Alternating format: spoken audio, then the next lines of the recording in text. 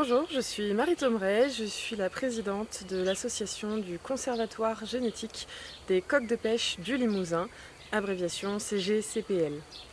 Donc le Conservatoire, c'est une association qu'on a montée en mai 2024 qui a pour objectifs principaux de préserver la race des coqs de pêche du Limousin en lien avec les éleveurs du territoire bien sûr et en lien avec tous les partenaires intéressés par cette thématique de préservation des races en voie d'extinction et de l'agrobiodiversité. Donc on travaille bien sûr avec le CPIE de Haute-Corrèze qui est notre partenaire technique le plus proche.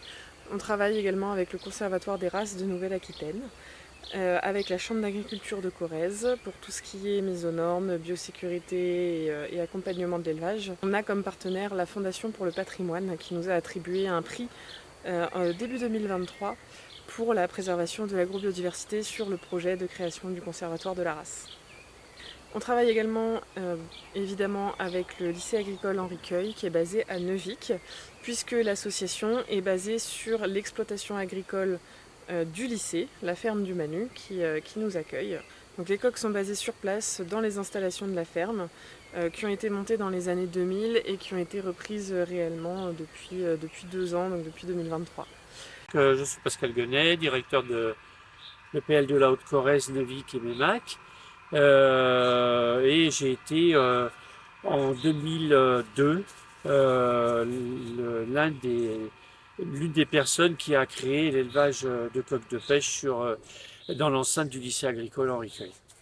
Alors les coqs de pêche sont des animaux qui sont utilisés depuis très longtemps et leurs plumes en fait ont des caractéristiques techniques qui font qu'elles sont très adaptées pour le montage des mouches. Pour la pêche évidemment, elles ont des plumes qui sont très très brillantes et en fait elles sont même décalcifiées, c'est leur caractéristique, et ce qui ajoute donc une brillance bien plus importante que chez d'autres gallinacés.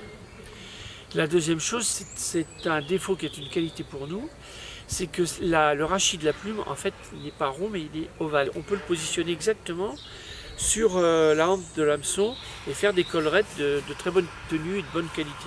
La troisième des grandes qualités, c'est la résistance de la plume.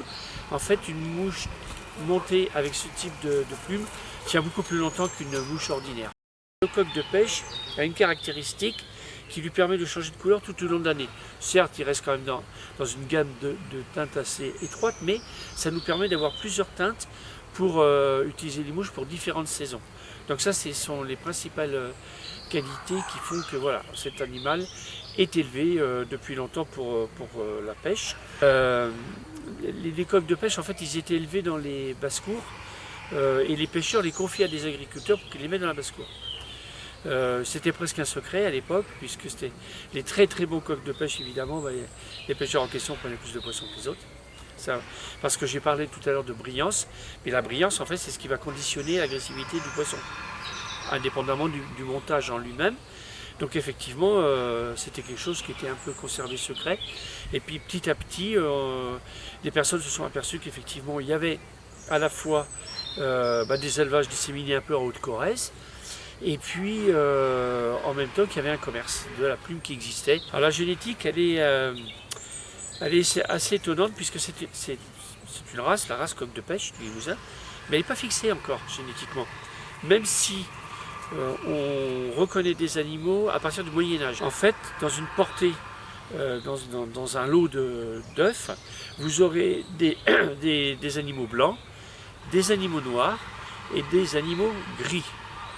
Et donc il y a à peu près 50% d'animaux gris et puis 25% de chacun des autres. Donc effectivement, c'est une génétique qui n'est pas fixée et sur laquelle, d'ailleurs pour laquelle on n'a pas réussi à faire de grandes avancées techniques ou génétiques du moins jusqu'à présent. C'est une race qui est en fort déclin depuis une vingtaine d'années. Actuellement, on recense à peu près, alors uniquement sur les élevages qui se sont déclarés, mais on recense à peu près 11 éleveurs dans l'ex-Limousin pour environ 300 animaux, ce qui est peu finalement. Et c'est une race emblématique du terroir de Neuvic en fait. Neuvic est la capitale mondiale du coq de pêche du Limousin, donc c'est un titre un peu pompeux pour dire que la race vient d'ici tout simplement.